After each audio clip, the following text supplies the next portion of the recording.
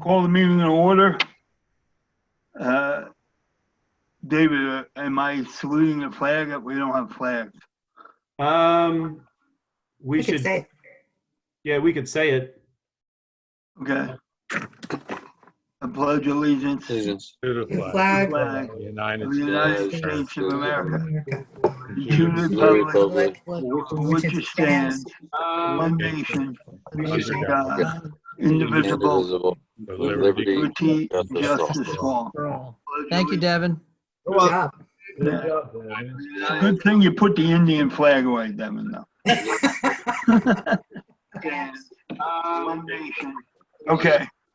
So the New Jersey Open Public Meeting Act was enacted to ensure the right of the public to have advance notice of and to attend the meeting of public bodies at which any business affecting their interests is discussed or acted upon. In accordance with the provisions of the Act, the board secretary has caused notice of this meeting, including date, time, location, to be posted in South Brunswick Public Library and the board office, filed with the township clerk, and communicated to the House News, Home News, and the Star Ledger. Roll call, David, please. David, please. Yep. Patrick Del Piano, Yeah. Mr. Raymond Keener. Here. Long feedback noise. Joyce Mehta. Yeah. Something to do with our Dr. Stephen Parker. Here. Patrick Del Piano. Arthur Robinson, you're here? Yes. This is Lisa Rogers. Yes. Mr. Joseph Scaletti. Yes. Mr. Barry Nathanson. Yes. Thank you. Approval of tonight's agenda, please. Can I get a motion? Moved by Stephen Parker, second by Devin Patel. All in favor? Aye. Aye. Any opposed? Approval of minutes of February 3rd and February 18th. And motion. Make a motion that we approve. Moved by Lisa Rogers. Do I have a second? Second. Second by Joe Scaletti. All in favor? Aye. Aye. Any opposed? Thank you. Report of the superintendent, Mr. Scott Fetter, please. Hi, before I start, Tabitha, I see you're on. Did you have a report scheduled for tonight or no? She's muted. She's muted, One David. second. We'll get her.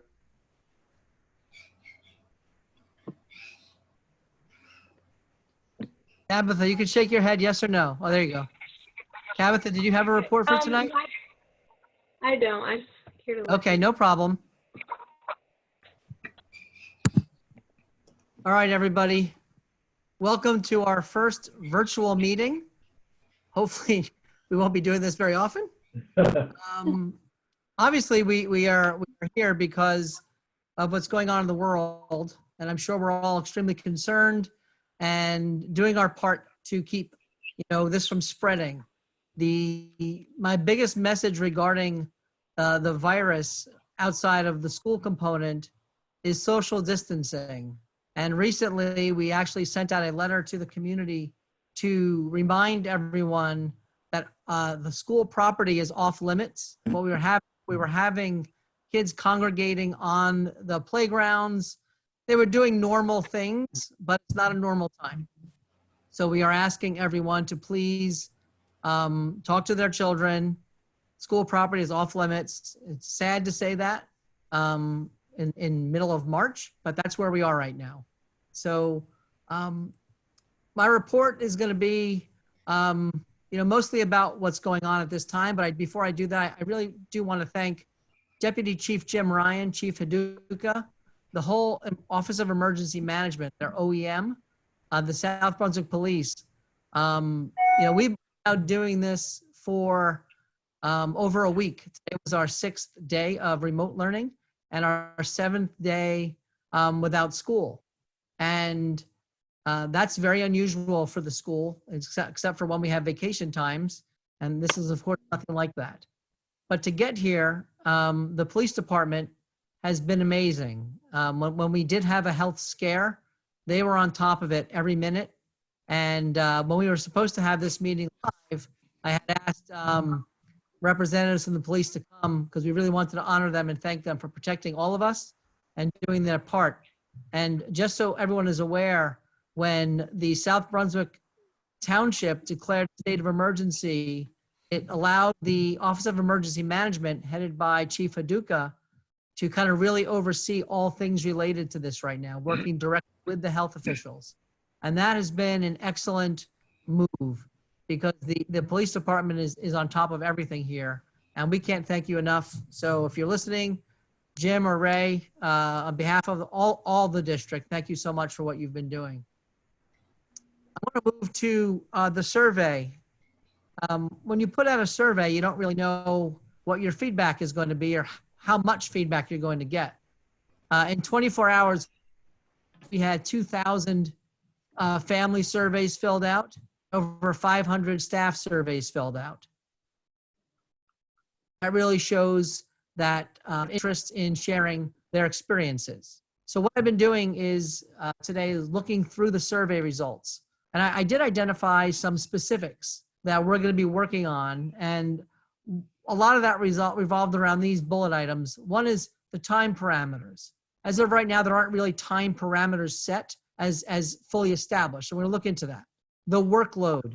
I think the workload is compounded by the fact that this is kind of what kids do during the school day, but now they're doing it at home. And if your young children are there, it's very complicated. Then there's student expectations and teacher expectations. And a big one is, how do we find some downtime? It seems like we're on a lot more than we're all used to being on.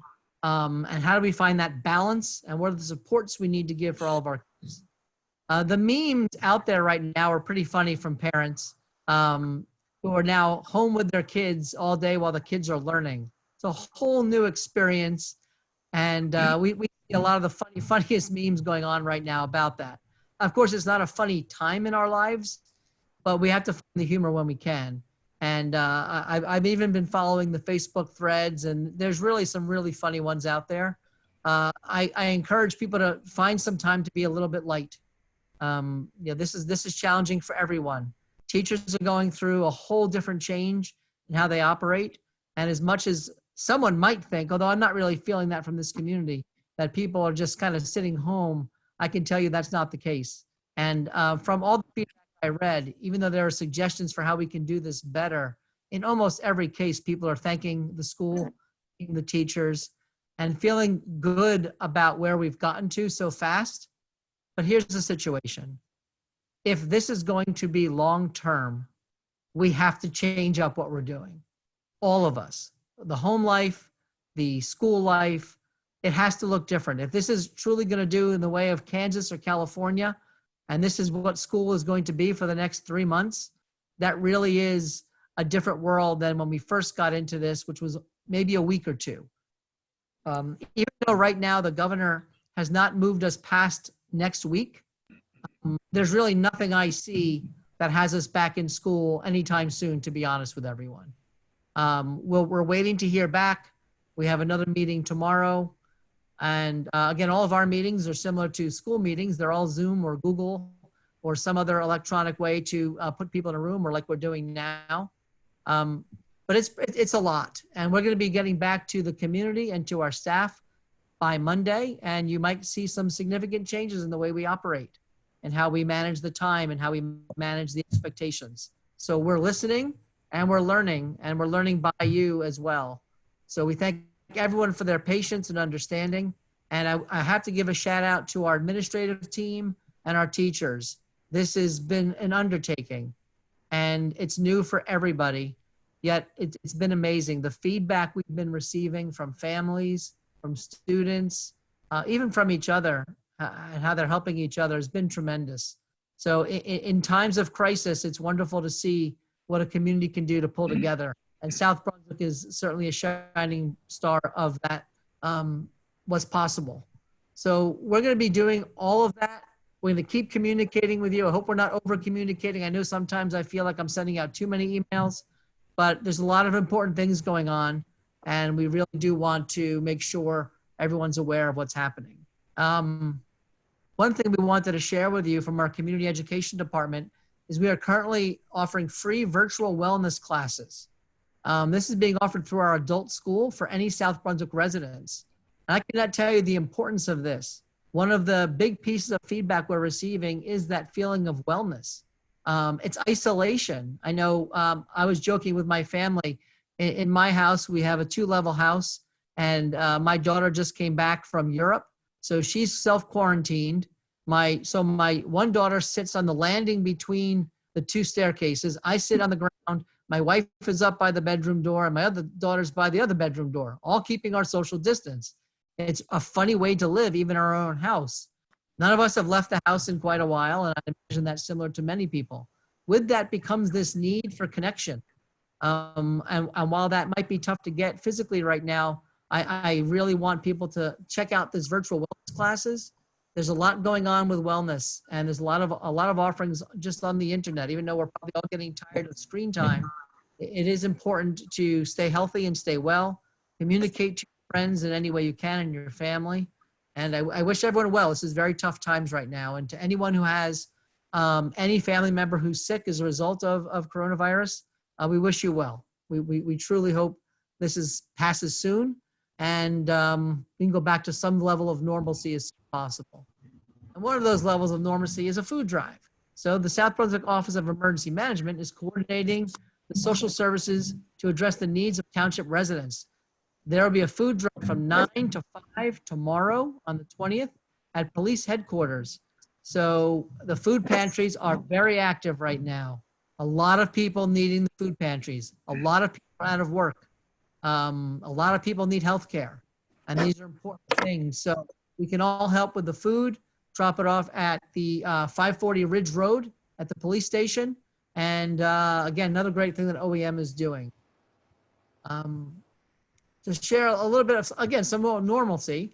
Even though we're kind of shuttered right now, we still have school performance reports. And those reports are extensive efforts to engage with parents, and it tells you kind of how the district's doing. These will be sent home on Friday, and a letter, and we still have Friday folders going on. So letter sharing information about that. And then I have a great congratulations to our boys basketball team. Our boys won the Central Group 4 championships against Marlborough. They're ready to play. They couldn't get to their next game in Atlantic City, and unfortunate, very unfortunate situation. As of right now, that season has been canceled, so that game will never occur. And but we know our boys are champions, so congratulations to that team. To stay on sports for a moment, as of right now, the spring sports season is not canceled. In fact, our coaches are going to be working with their players. So there's a lot going on with that. It's going to be different. But we're not giving up on the season just yet. The NJSIAA has made a statement that the season is not canceled. Again, it's week now, and we're hoping we get back and can get some form of season in. So athletes, please be on the lookout for information from your coaches. I want to talk about something else that's happening as a result, and that's cancellations and postponements. So there's a lot of that, right? We have situations. So we've created a guidance sheet that we've given to all the schools, and each school will work with their PTOs if they're invested in something, and their communities. We don't know how the money will work on any one of these situations that have been canceled or need to be canceled or postponed. A lot of unknowns right now, but what I can tell you is we're working through it, and there'll be communication on each one of these situations as we learn more. We're basically canceling or postponing anything in the month of April, all the way through the month of April. So if it is currently scheduled for that and it was on school property, it is eventually going to be it's going to be canceled. If things change, hopefully for May, then we'll be able to get to those events. But this is not a South Brunswick problem. This is a New Jersey, this is a world problem. So the things that are happening and the things that are upsetting, we're just as upset as any parent or any student. And unfortunately, that's happening in every neighboring town, state, and country. It's a very tremendous challenge we're all going through right now. And I ask for everyone's patience as we continue to learn and grow in what is currently our new normal. Again, one of our big losses is the postponement right now of the art gallery. One of our biggest events of the year, which is scheduled for April 2nd, which is just not going to happen right now. So we've postponed that until further notice. And we really hope that something we can still get in for the year, but as of right now, that is postponed. So as much as I can talk about all of this all day, we talk about this a lot. In the same time that we're dealing with this, if you've been following or listening, you know that we have a major budget problem in the next 3 and 4 years. So shortly, we'll be doing a budget presentation to share with the community, and I'll get to that. But at this time, President Nathanson, that's all my report. Thank you. And I have to add my thanks to both Chief Hayduka and Deputy Chief Ryan. Fantastic job. The Township OEM group has been doing a great job. And Mayor and Council have been keeping us in a loop. And Scott and I were on a conference call last week with the county officials also. So they are keeping Scott and the board in constant information. So right now, like Scott said, you know, we're moving forward. We're trying to get some good news here. But right now, things are canceled for going into April, and we'll see where we are with school.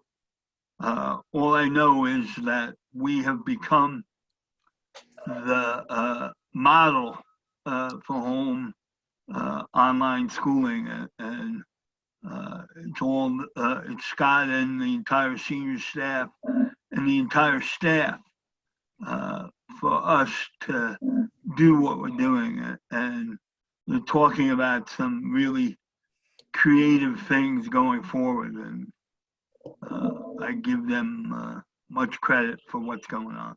So thank you all. Moving along, this seems like a small part of what we're doing, but it's the presentation of the budget. Scott and David, if you'd like to take over, please. David, you're going to put the budget on the screen for the community? Sure can. We have, as of right now, we have 90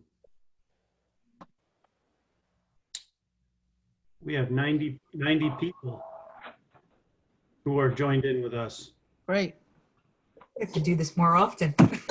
Can everybody see the presentation? Yep. Yes.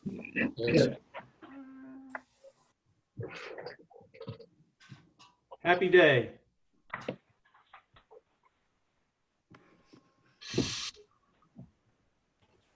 All right, everybody. All right, everyone. All right, so this is our second budget presentation. Tonight, the Board of Education is being asked to adopt what we call a tentative budget. This is this is where we are today. The final budget will be voted upon by the Board of Education on May 4th, assuming there's no other changes to board meeting nights. Next screen.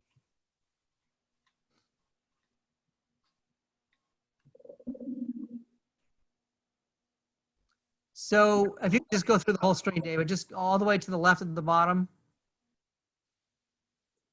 Keep going.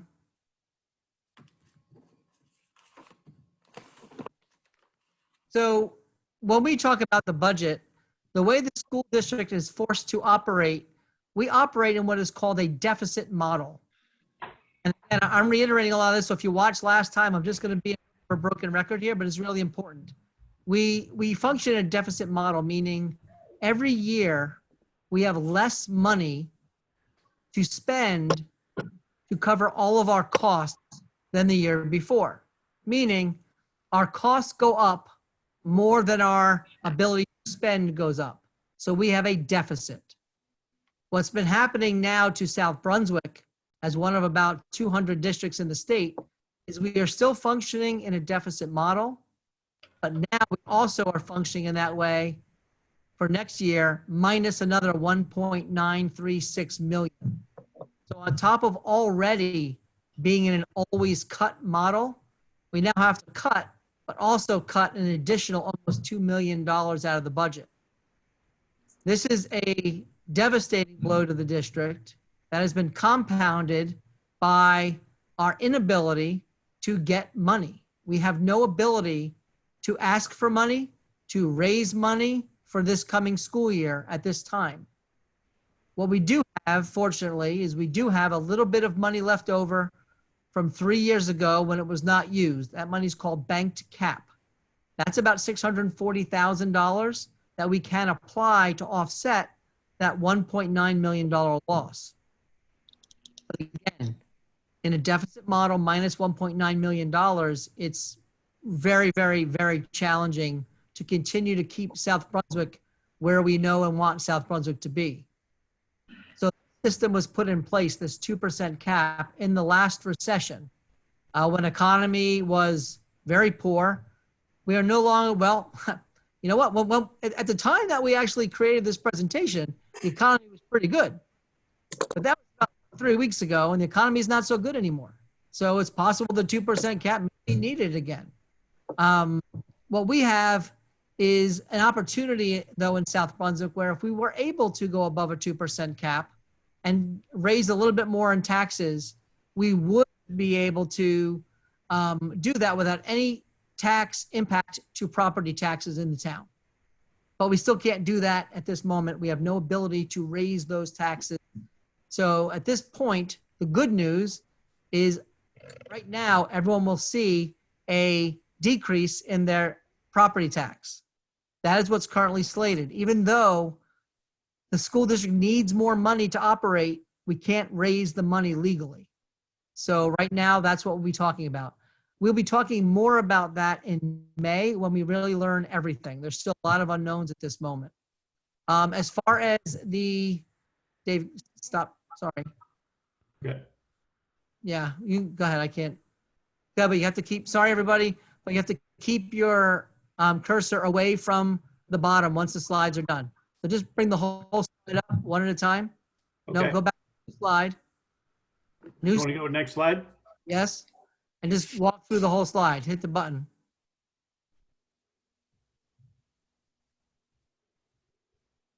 And now move the cursor away.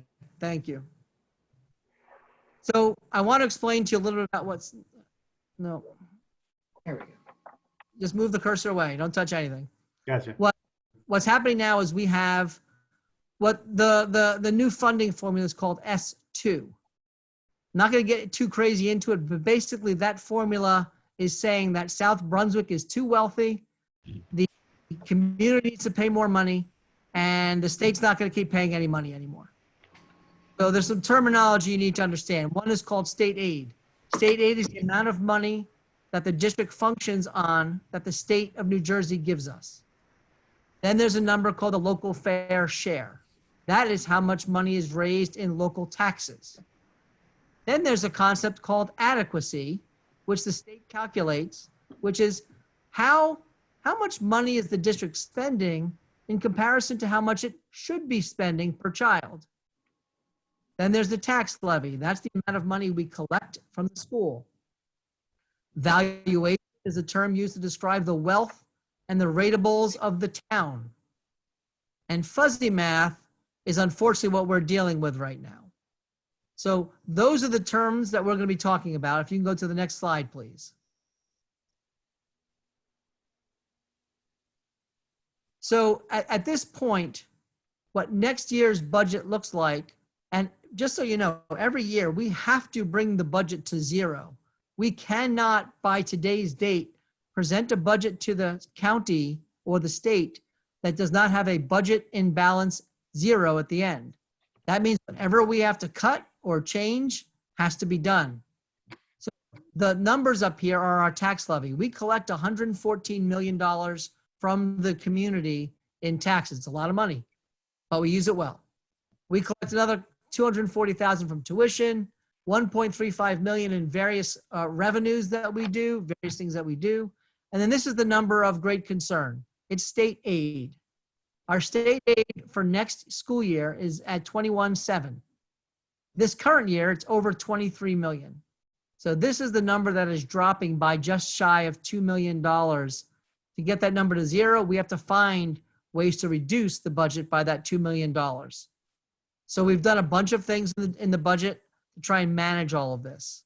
So all of the rest of these numbers are the numbers we use. Another big number in here is debt service. Debt service is to understand that easiest. It's if you had outstanding debt on a credit card, it's how much you have to pay. So that's a yearly payment of $7.6 million is what our debt payment is per year. And that comes from borrowing, different referendums, from building schools, giant other things that we've done that the township has voted on. That's our debt, and that's our cost per year to pay it off. That number fluctuates year to year. As you can see, the federal government gives us about $2.5 million. Overall, it's about $153 million that we're talking about. And what we have to do is get it to our expenditures are to zero at the end based upon our revenues. And that's kind of how we play with the budget. Go ahead, David.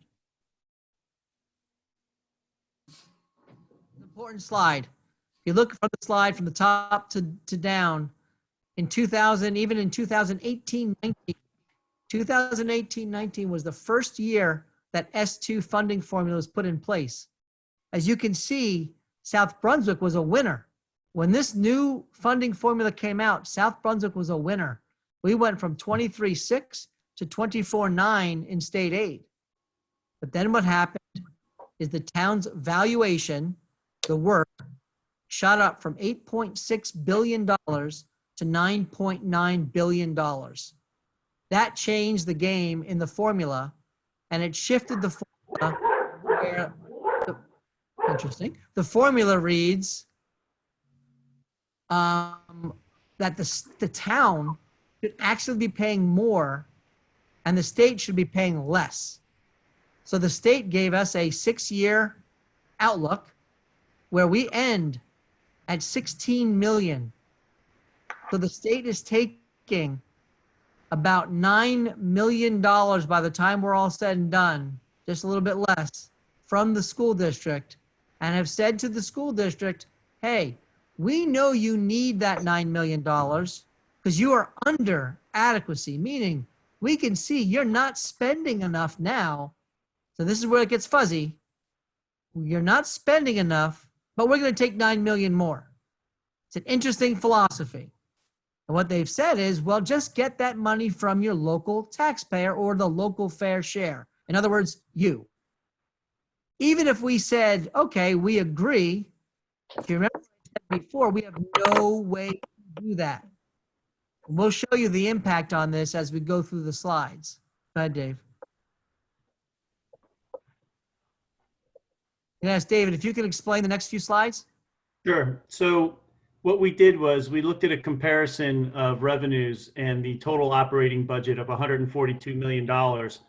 Just so everybody's aware, it's we need to know that the federal funding and the local debt service, those numbers are not, those amounts aren't allowed for us to actually use in our operating budget. Those monies are called for and accounted for in outside of our appropriations. So when we talk about the total operating budget, we're talking about $142 million that we can apply in revenues towards our appropriations.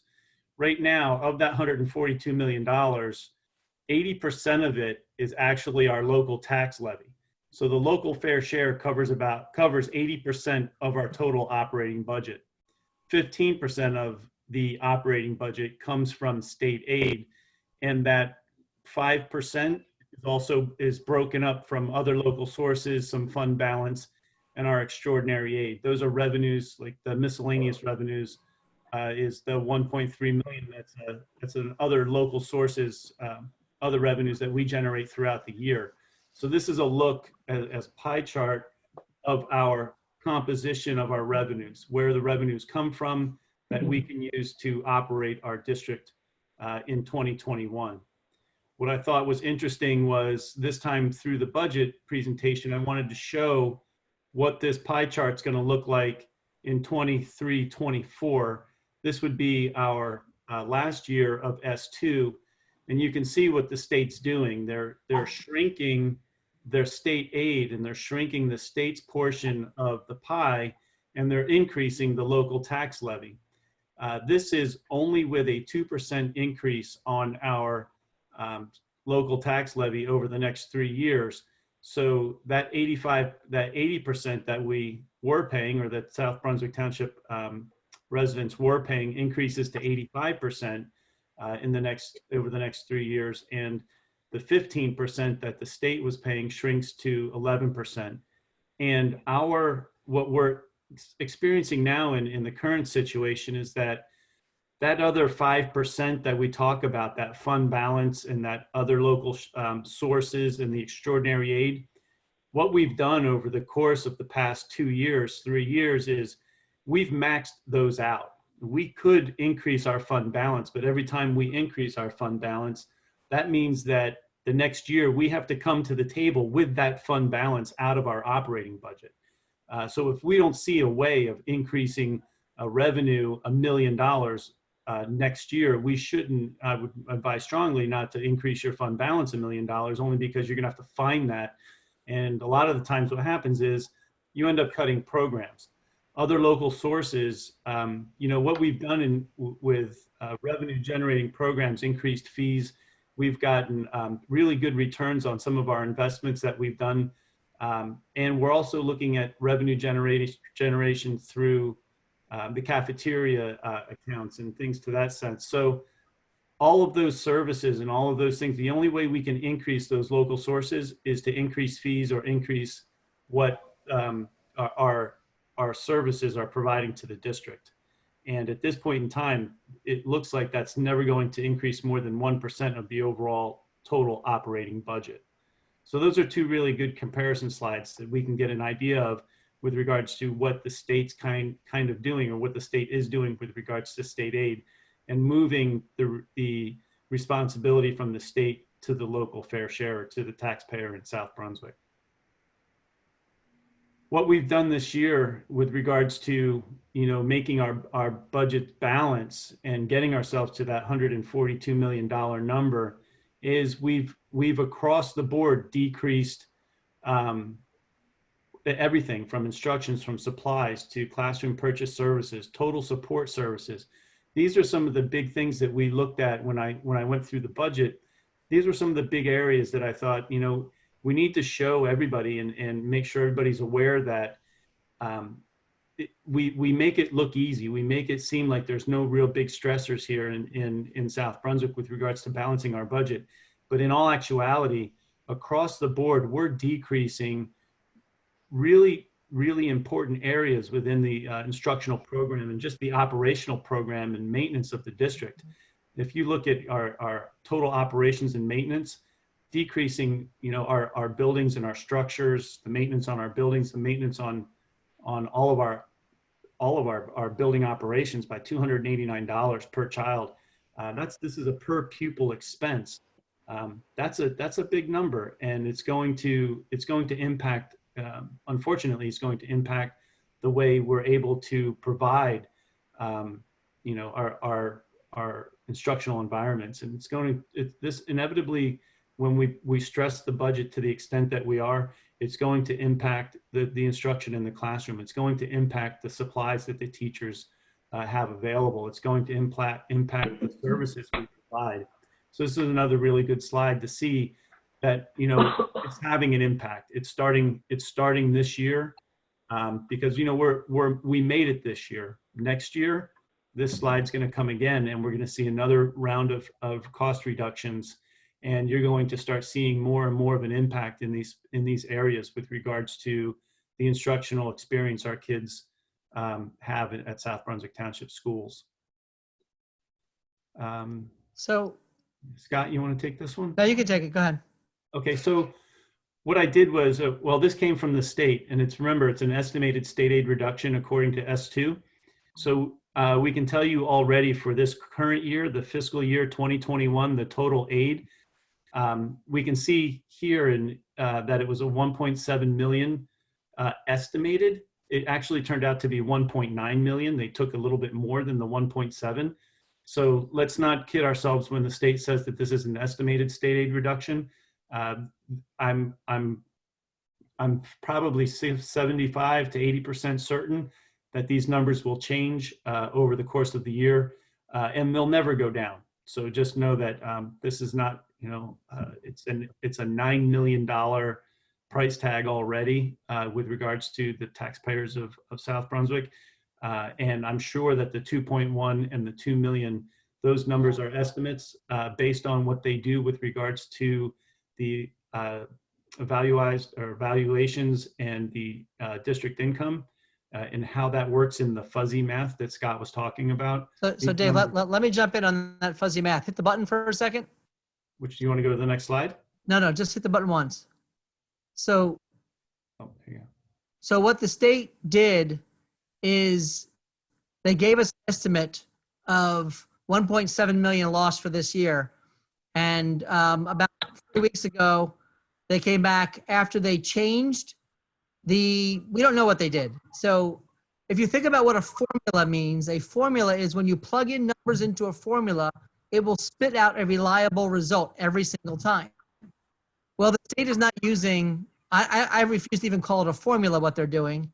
They're using a bunch of numbers thrown into some form of pretend formula, and they then throw another set of numbers at the formula to come up with a number they like. I'm being generous in saying it the way I'm saying it. In the end of the day, the reason we know it's not a real formula is this. When we were getting money in the first year because of the formula, that was very nice. Then the worth of the town increased, so we lost money. The next year coming up, the worth of the town decreased, and we lost more money. There's no way that one formula, an actual formula, could produce those results. It would not be possible. So we don't really know what's going on, and this is part of a larger issue in the state right now with about 200 districts like us that really are not given any answers. So people can be upset.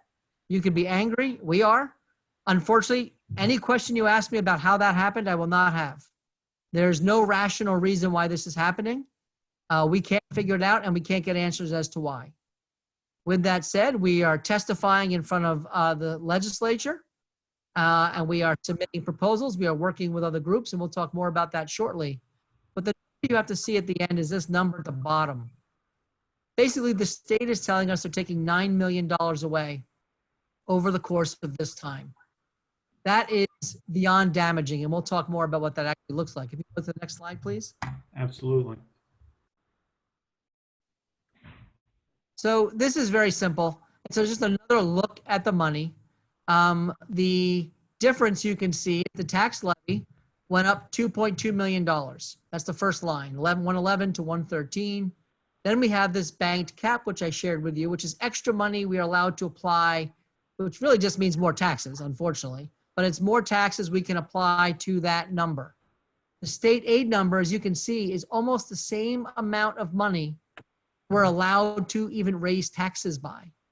The only saving grace this year is we have that banked cap, which we do not have again, ever again. There's another number we want to talk to you about. It's called extraordinary aid, X-aid. It's the $1 million. And what that is it's money that the government gives us back for certain special needs costs of students. We were playing around with that and figured out some better ways to do it. And we wound up increasing a lot of money. This year, we actually got $1.3 million back. But we conservatively are gonna do $1 million, which is a bigger increase than we had the year prior. That's helping us. But just understand, that's gone the next time. We can't add more money to it again, which means next year when we do the budget, that banked cap of 673 and that X-aid of 530, that's gone. So we start at a minus 1.2, and that 1.9 million state aid next year is a 2.2 to start, if not higher, because the state's going to do whatever it wants. We're literally right now, we're looking at starting at $3.5 million less than we currently have for next year's budget, which is already significantly less than the year before. We're going to talk to you about what that really means. At the end of the day, the total general budget, we have an extra $2.2 million to spend, which sounds good. Hey, you got 2.2 million more, but our expenses far exceed $2.2 million more than the year before. We have benefits, we have salaries, we have energy costs, we have various things that just cost more year to year, like in anybody else's world. So that's what we're playing with, and we'll tell you how we're getting to make this happen for next year without too much damage. Ultimately, next year is our good year. Look at 2021. We're only minus 1.3 million. After what I just told you, we need to find $1.3 million. Now, we found it, and we'll share with you the premise of how we did that. But look at the next year, 21-22, minus 3.4 million. The next year, minus almost 5 million. Wow. And next year, minus almost 6 million. That means over the next 4 years, we have to find $16 million less than we currently have today. And Scott, just real quick, just remember, these are very conservative numbers with regard to good point. salaries and healthcare benefit increases over the course of the next 3 years. This 16 million is correct. David is correct. What we did is we used very conservative numbers. This 16 million easily could look more like 17 to 19 million. But even at 16 million, before the night's over, you'll see what $16 million actually looks like in our district. Next slide. So here's what we do. These are the things that we do to manage the budget. We look for anything we can do to improve revenue without breaking the parents' bank, of course. It's a balance for us. All our revenue comes from you. We don't want to just do that, but there are places where we have to. 2 places specifically that you will notice. One is in the tuition for Summer Institute. If we have a Summer Institute, let's hope we have a Summer Institute. That went up. We have a cost that we do a very beautiful thing. We bus for almost free. We bus morning, middle school music. Well, you can't do it that way at $50 a head anymore. It has to go up, or we won't be able to continue to afford it. So those are just a few of the immediate impacts we have. But then what we do is we review every single line of that budget, comb through it one line by line to make sure it's correct, to make sure everything we're doing is what we need to be doing. I'm going to have to hold on 1 second. David, I'm going to you can go over the rest of those, and I have to plug in 1 second. Okay. So we do know that we have this year a grant in Alyssa's Law, and that is a one-time infusion of about $488,000. The state of New Jersey came out and talked to us about providing Alyssa's Law grant money to improve the security vestibules and security at each school throughout the district. Because South Brunswick was proactive in doing a lot of the security vestibule work, and specifically with regards to having communication between every main office and the actual and our police department, because we have those systems in place, the state came back and said, as long as we can prove that we have these pieces in place, that Alyssa's Law, the funds can be applied to those projects all the way back to 2016.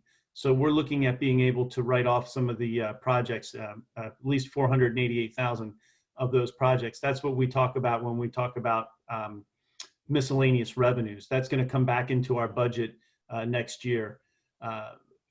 Improve upon current reporting process and extraordinary aid. You know, when we started 3 years ago, our extraordinary aid was about $600,000. And only by living through that grant in previous districts where I was, were we able to look at what we were claiming in extraordinary aid with regards to our students with special needs throughout the district. We've doubled that over the past 3 years, and we're going to go through that again and make sure that we're actually pulling everything we possibly can out of that grant. Let me jump in on that, David, because it's important that you guys understand. No one knows what a business administrator really does. But this is one of the areas that David has come through huge. A lot of these areas.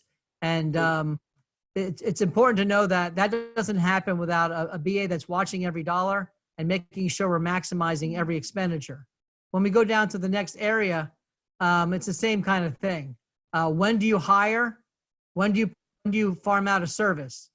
Also with transportation, David was able to negotiate a increase in our transportation costs next year by only the consumer price index, or the CPI, of 1.7%. That's an amazing deal for the district, huge savings. And then everything we do is done through a bidding process. It's all managed and regulated. It's all out of David's office. So if we were in the audience right now, I would say give David a round of applause. But if not at home, just maybe tap on something. I don't know what. Dave, big deal that this makes it possible for us to get through this budget next year. Next. Okay, come on. So it's time to talk about what this all means. And it's kind of scary and sad, to be honest with you, what it means.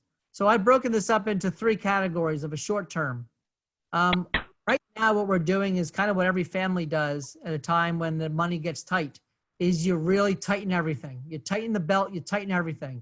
You cut out, maybe you normally save X number of dollars for vacation. Now that's going to be shrunk or eliminated. Maybe you normally save this here, that's going to be eliminated. Either look at how much money you have coming in, and you're only going to spend that amount of money. That's it. And remember, there's one important thing to know about a school district. We can't just go get a credit card and borrow money. It's almost an act of God when we borrow money. We have to go to the public and pretty much get into a begging mode to borrow money. So we don't borrow money. You have to only spend what you have, nothing more. So right now we're doing that. For next year, we've tightened everything that we can tighten. And keep that in mind. For next year, we've already then have eliminated anything that really could have been used for something different, or a rainy day type dollar, where it's gone. Our enrollment and class impact, every year we look at that. Fortunately, this year, this is where we're getting most of our savings. We still have, until the building starts, we have a declining enrollment at the elementary level. We are actually able to reduce positions at the elementary level without impacting class size or programming. That's pretty amazing to have that. If we didn't have that right now, this would be a very different conversation. The good news is also that can be done through attrition, meaning people don't have to lose their jobs.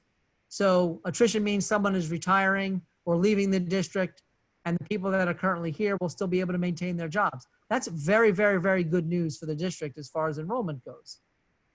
We talked about the increased fee structures in those 2 areas. But here's a biggie. We can't continue certain things that we were hoping to continue. I'll be honest, we were planning on expanding our preschool opportunities. Preschool is found to be a great way to get kids into school early. And we have to eliminate it. Right now, we have an ELL preschool, a free preschool for students that don't speak our language, the English language first. It's their second language. That means if they didn't have this opportunity, they would get to kindergarten and might not be speaking the language. Far deficits happen from that. So we can't continue that. We can't even look to build other ones. It's over. We are just going to go with what we have to the best of our ability for next year. We lose resources. You saw that David put up a slide that showed you that we lose ability to do maintenance. We lose ability to buy supplies. It's going to be a tough year, a tight year. The only good news is we're not cutting significant programs for next year.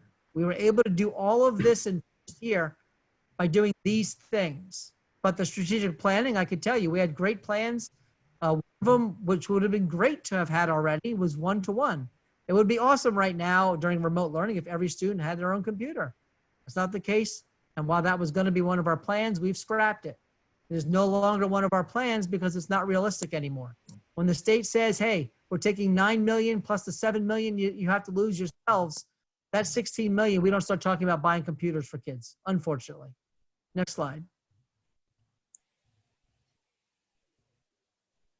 On this slide, we're looking at years 2 and 3, $10 million. That's doing exactly what we're doing today, minus the 1.3 million we're losing for next year, minus another $10 million. There is no genius that David has in his back pocket to solve $10 million. There's not. There's no solution. There's no, well, maybe we'll just cut this a little bit or cut that a little bit. No, no, no, no. That's what you're looking when you're looking for a couple $100,000, not $10 million. $10 million means massive staff reductions, massive program shutdowns, reduction or elimination of services, existing programs stripped, significant increased fee structures, even if we can have things that you can pay for. And courtesy busing, let me just explain what that is. Courtesy busing is when if you live within 2 miles of your home, of the school, right now you get a bus, no more bus. 2.5 if you're high school, no more bus. That will save about 15 buses or about $1 million. And I'm going to show you a whole slide at the end of what this really means long term. But when we're talking years 2 and 3, we're talking real heavy hitting stuff, real damage to the structure of the district. Next slide. So when you look at this, overall, $16 million. Talking about $16 million over the course of the 4 years. These are the numbers. Now, when I say this, please, anyone watching, please listen to these words carefully. This is an example of what $16 million equals. This does not mean you'd have to do it this way, but to get to $16 million, this is what I have to cut.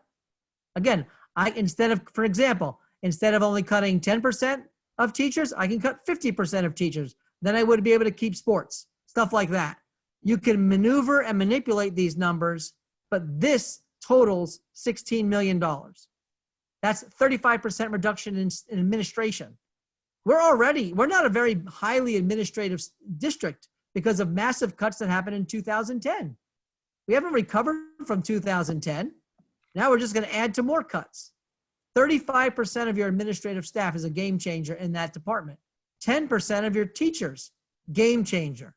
10% of your non-certificate, that's bus drivers, that's custodians, that's paras, that's secretaries. It's an enormous amount of people, 50 people. Courtesy busing I just shared with you. You'll love the next one. All sports, nothing. Right now, other districts like us that are in their 3rd year have already cut middle school, freshman, and JV sports. Some have cut 50 to 60 teachers going into next year. Last year, Old Bridge cut 85. We're only going to first be in this in 2 years from now. Next year we survive, it's the year after. Look at the next one. All bands, all advanced music programming, 18 more teachers. Forget full day kindergarten. We moved to half day kindergarten, 13 more teachers. All in all, over 100 teachers. We eliminate all professional development for staff. So I guess whatever you know now, you'll have to live with. No more. All clubs gone. That's what $16 million looks like. And if we don't get something done, this is the reality of South Brunswick in 4 years. Next slide. To show you what happens when those things occur, you're looking at class sizes in the 30s.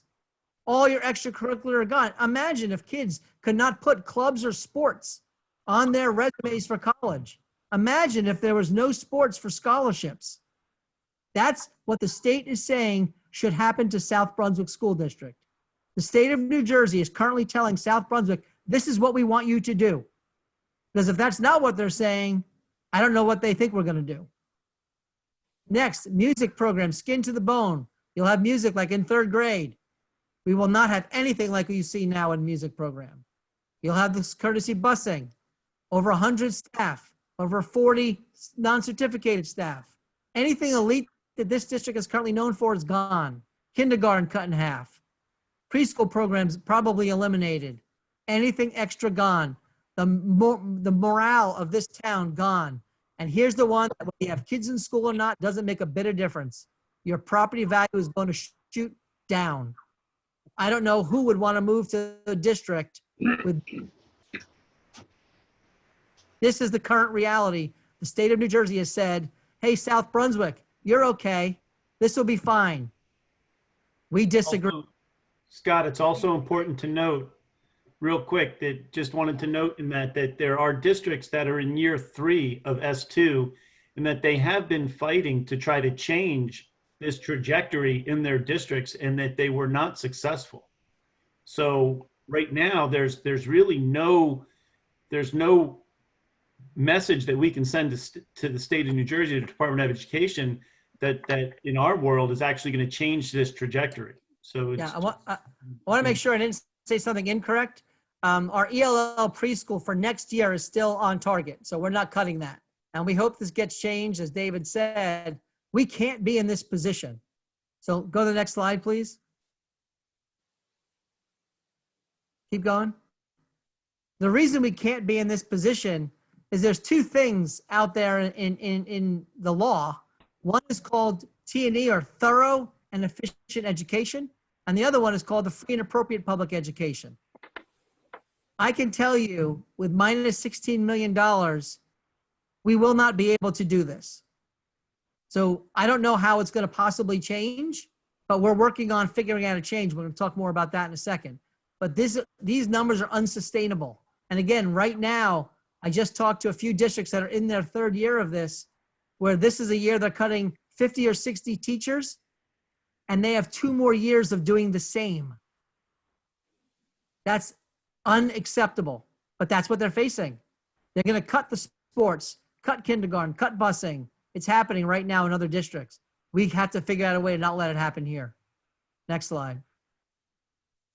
Go all the way through it. So what can we do? We've joined a group called Support Our Students. We're active in the group. Unfortunately, we had a meeting scheduled for 2 days ago with our Commissioner of Education. That was canceled. We did have an opportunity where one of our residents did, actually it's a resident who also is a board member, Lisa, did get to testify in front of the Senate last week. I was scheduled to testify in front of the Assembly next week. That has been canceled. We will still submit papers on that. We are working with our township, hoping to find out solutions. We are working with our legislators. I will give Andrew Zwicker, our assemblyman, a big shout out. He's been great, actually, also through the whole coronavirus. I should have given him a shout out earlier. He's been a huge partner to the district, and he's been a huge partner working with us on this as well. And we hope that that's going to hopefully be meaningful in the bigger fight. But we're going to have to lobby. We're going to have to use the press. And yes, we might have to go out to vote. We might have to ask the community to spend more money. And, we don't think that we should do that, but, we value what we do in this district, and we believe the community values what we do in this district. And there's no way to do it with those numbers. There'll be no way to do it. So the big message is we need to unify. And that's what we're going to need to do. In fact, we were in the process of getting ready to do all that when all of this hit. But we cannot let what we're going through with the coronavirus and all of that interfere with the big message about budget. Right now, we have definitely been sidetracked, rightfully so, but we will have to get back on board with this messaging and work on this. So this is where we are. It's a very scary place to be, but we're going to continue to work on it, and I hope we prevail. Next. So just some articles we'll shoot out next. And just so you know what we shared already tonight, we're doing this presentation. We're asking to adopt the budget, tentative budget. And on May 4th, we'll be able to be more specific about where the reductions are. But right now there's a lot of unsettled business going on, but we'll be really clear and the public will know, and the board will have already looked at that and seen that. So this is where we are. And we want to open up to the board for questions. In order to do that, this is gonna be a little tricky, David. We need you're gonna need to be able to see. Actually, no, all the boards are unmuted, correct? Yes. yeah, the board members are unmuted. So, Barry, if you want to start us off with any questions, or if anybody has any questions.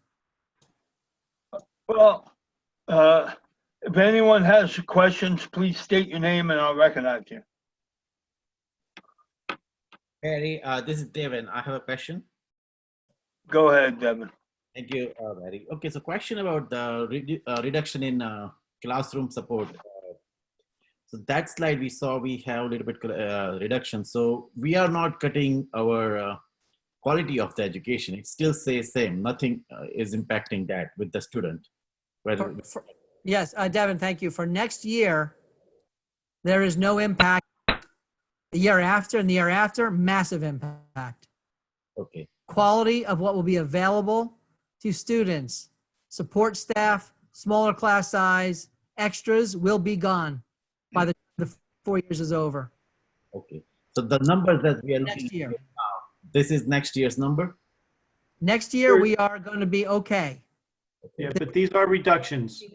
These The are the reductions we're looking at for next year are associated mostly with areas that it's kind of the trimming. It's the getting us to a point where we have nothing left. And it only is because we have enrollment decreasing in the elementary level, we're able to get there, Devin, without impacting. So if we're cutting a position, it's because the enrollment is allowing us to do it, not cutting a position that's currently offering a support to a child. Good. Thank you very much. And I also look at using whatever resources I have with the senators and the assemblymen. I'm reaching out to them and talking to them. So definitely, hopefully, what we are looking at, the nightmares, hopefully doesn't happen. Thank you Yes. for working at it. Can I just Anyone make else? real quick, Barry? Yeah, go ahead. For our people that are participating and watching online or via Zoom, the questions that are being asked now are just of the board. There will be an opportunity for public comment later during the meeting where you can raise a hand and we can recognize you to speak that. Thank you. Go ahead, Barry. Any other board member has any questions? Yeah, Mr. this is Nathan. Lisa. Oh, Stephen, go ahead. Stephen Parker, please. Well, I mean, the state has put us in this very difficult position. And if the state's not going to change what they're doing with funding, the only way to prevent where we're going is to ask the community for additional funds. The difficulty with that is always timing. For instance, we have an election in November. If we were to put a question on there, that would not be for next year, that would be for the following year. It's this timing issue that we have difficulty with. We don't want to ask unless we have to, but the timing between elections and budgets makes it very difficult for us to do that sort of thing even. So, you know, it puts us in a really hard spot because we'd rather not ask the community for additional funds. But we have to plan way ahead if we're going to do that. And I think one of the things, Dr. Parker, with this scenario that we face with S2 and the reductions is that we know estimated numbers with regards to what we're going to be cut in the next 3 to 4 years. So as much as it's kind of a number that's out there, we have a pretty solid idea of our shortages for the next 3 to 4 years. Right, but the total 16 million is a little over 10% of our budget, right? Right. Absolutely. Yep. So that's the kind of increase we'd have to be asking for. So Correct. Over time, we'd have to look at one of two options called the second question, where we continue the vote and not a vote, but we continue the normal election process in November, and we add a second question. The other way is to move the whole entire school election vote back to April and go that way. And if this is not going to change, we will be presenting to the board what those two options look like. As of right now, neither one is helpful to us for next school year. But we do have time to make a decision for the following school year, which is something we'll be looking at over the next few months. but if we do that, that means the budget is voted on each year. Correct. If you go back to April, Right. April means the whole budget is voted upon every year. And the election for everything is back to April like it used to be. So there's pros and cons to that.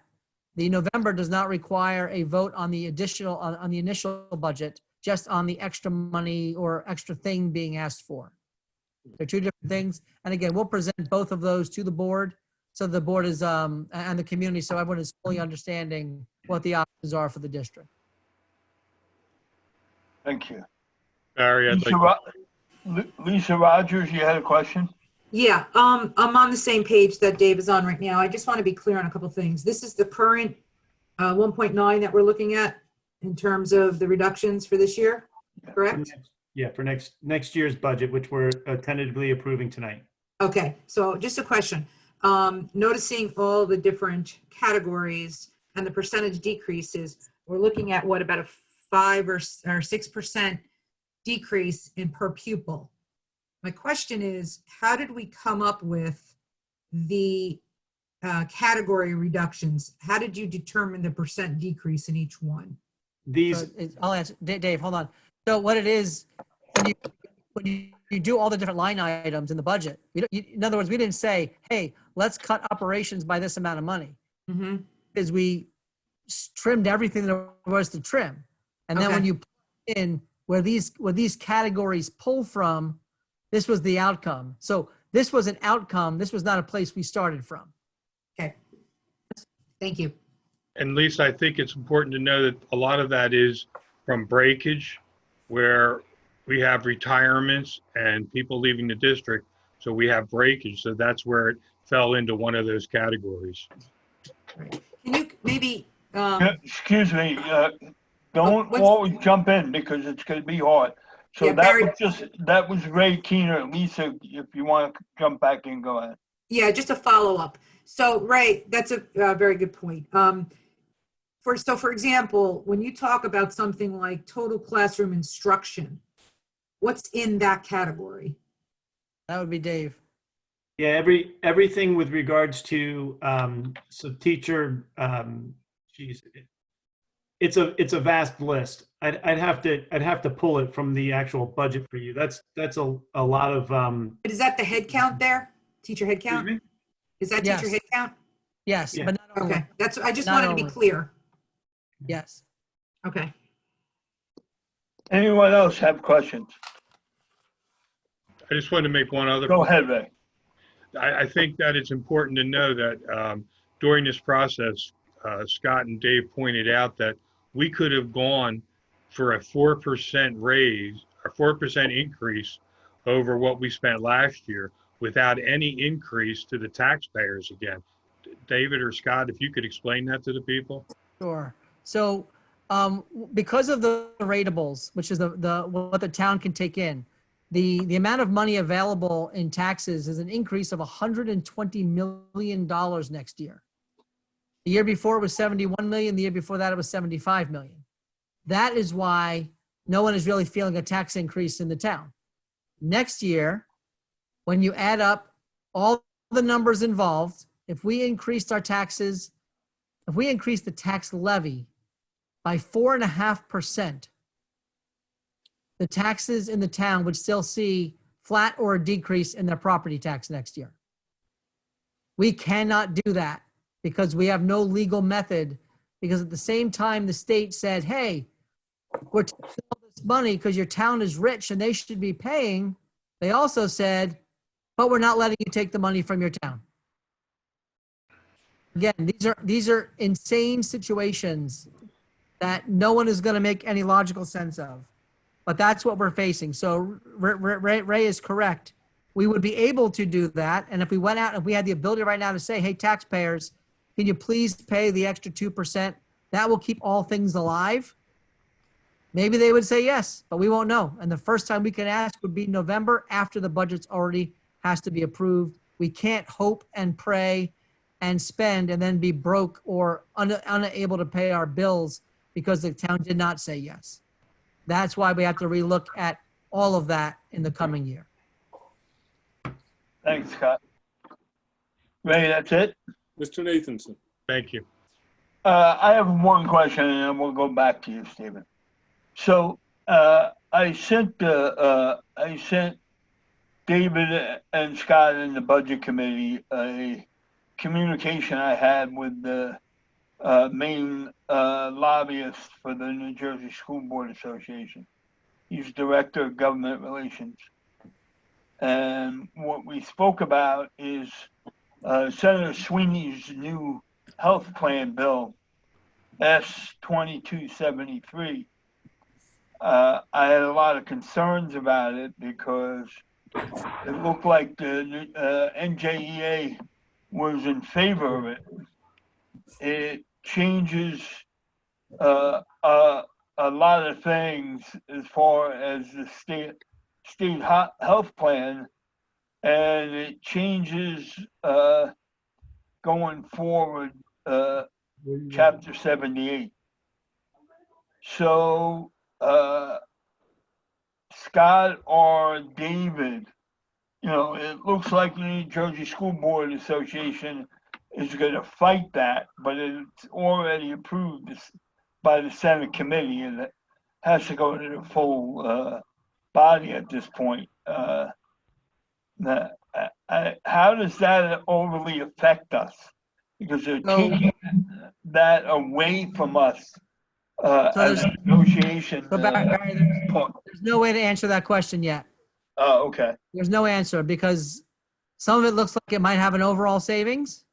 right. Hopeful, but there's no way to know that yet. We're going to be doing an analysis of that, and even working with our associations for that. I mean, there's no reason not to. It's a joint effort at this point.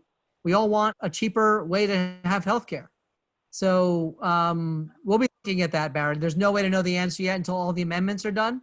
So if the assembly amendments made to the current, until that happens, we'd all be guessing, and there's no reason to play that game just yet. Okay, thanks, Stephen. Scott. Stephen, you have another question? Just another comment. I mean, here when we put together a budget, as Mr. Fetter said, once you strike the budget, that's what you have to spend. You can't spend any more than that. So there's always a little bit in the budget for those surprises that come along in the year. And hopefully at the end of the year, you have a little bit to put aside into the emergency fund for those big things that come along that are unexpected. Well, what we've done this year, and David's done, is gone and taken out all of that. There is no room for any surprises in this next coming year. And once you've done that, following years, it gets even worse. But we tried to take it down to reduce the impact by not cutting anything and just taking out all of the extra that we put in for those surprises that come along every year. So next year, we just have to hope we don't have any surprises because there is nothing in the budget to cover it. Correct. Quick question. Yeah, thanks, Stephen. Anyone else have any questions? I have a quick question. Yeah, go ahead, Joyce. Okay, so on that note, right, with the present situation that we're in with the COVID-19, how has that affected, if in any way, the situation that we're in with the budget? Has that, caused more problems for us? So as of right now, as of this minute, it's not costing us more to do what we're doing. We have not fully analyzed if there's going to be savings or not. So this year's budget, as Stephen pointed out, is set. We can't go into spending unless there's an absolute emergency in which we'd have to apply for emergency spending. But there's nothing about this situation that is going to have that effect.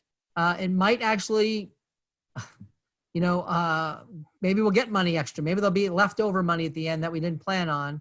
But as of right now, we'll be analyzing that over the next month, depending on how long this goes. If we stay in this position for just another week, right now the governor's only closed schools until next week. Right.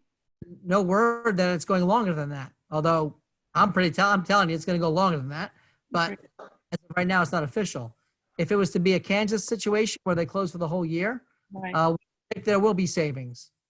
Those savings and how you do that is where David comes in and uses his magic and makes it so that that money becomes available at some later time when it's needed. But as of right now, there's no real answer yet. Thank you. Any other questions? I have a statement, Barry. Yeah, go ahead, Arthur. Okay, thank you. As long as I've been on the board, and Scott, you touched upon it, was thorough and efficient education. So when you look at the reading, writing, and arithmetic, South Brunswick has always done well by the students in terms of making sure they're not meeting just the minimum, but more than that.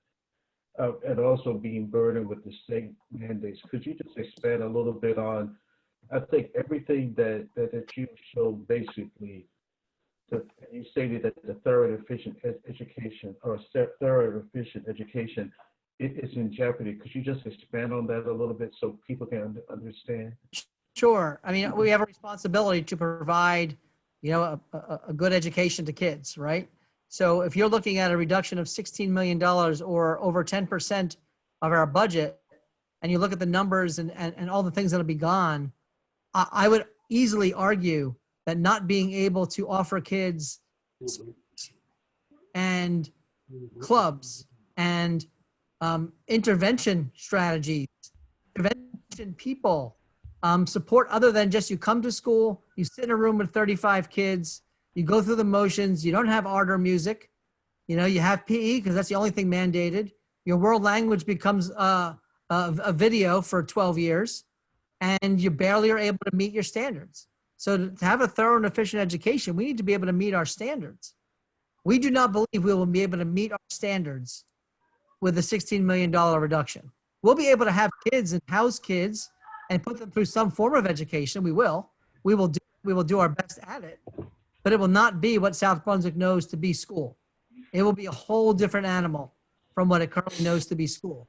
The second part of that is free and appropriate public education for children with special needs. We have to still, no matter how you slice this, cover those costs. We sometimes have costs of $80,000 to $150,000 per student. Those numbers won't change. In fact, the schools that we have to send other students to, they're not under any of these rules. They're not being reduced money, and charter schools aren't being reduced money. Right. So at the same time, we're going to lose $16 million. We still have to send $500,000 to $1 million of our money to charter schools who have no reductions. The deck is stacked against public education in the hit districts like us. And it's a problem. And thorough and efficient is absolutely in jeopardy. Okay, thank you. I'd like to make one more comment. Yes, Mrs. Rogers, go ahead. I'm not going to go into it because I'll make it more during the board comments, but as Scott mentioned, I had testified at the Senate Budget and Appropriations, and we were scheduled to testify at the Assembly, but that was canceled. When we go to the board comments, I'd like to make a recommendation maybe as to how the township, the members of the town and the parents can help us and the steps that they can take to support what we need to bring to the attention of Trenton. So I'd like to make that recommendation, Mr. President, at the end during board comments. We can make a recommendation as to how parents can support us. That's fine. Thank you. Any other comments? Mr. One last comment. I mean, Yeah, Mr. go ahead. Fetter, if we get to the point of not meeting thorough and efficient education or not meeting our free and appropriate public education, is that likely when the state steps in and takes over the district? I couldn't tell you. I've never even fathomed what it would actually look like with the state. Wow. Never At that thought point, of they're welcome to have it. Yeah. If they think they can do a better job with that kind of money, it's all theirs. But You know what, the first thing they would do is bring $16 million in and hire a bunch of people. Right, right.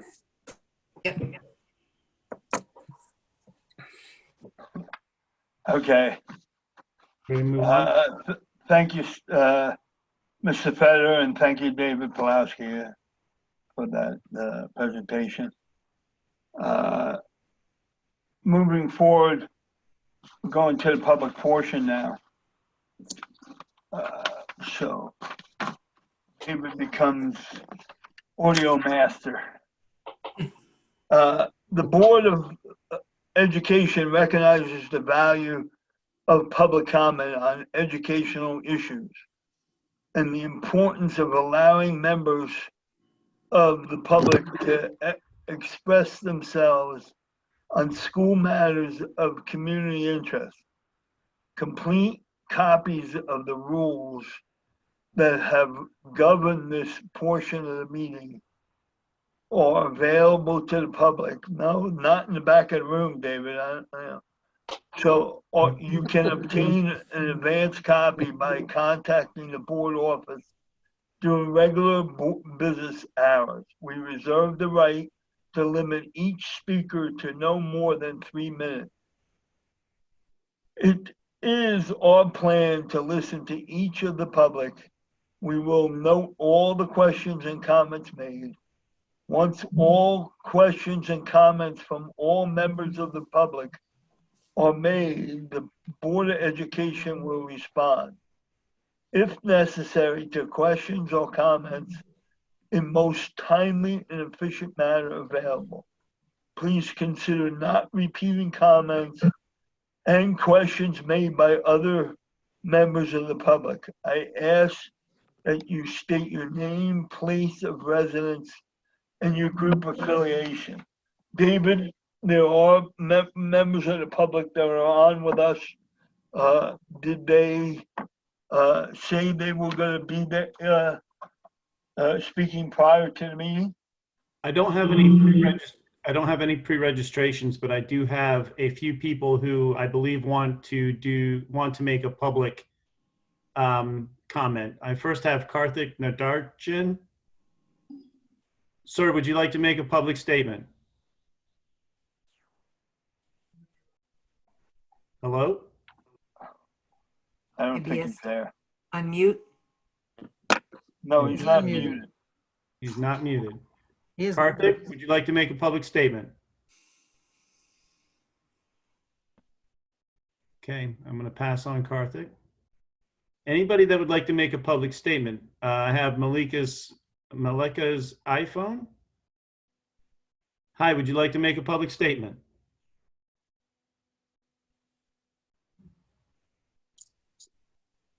Hello?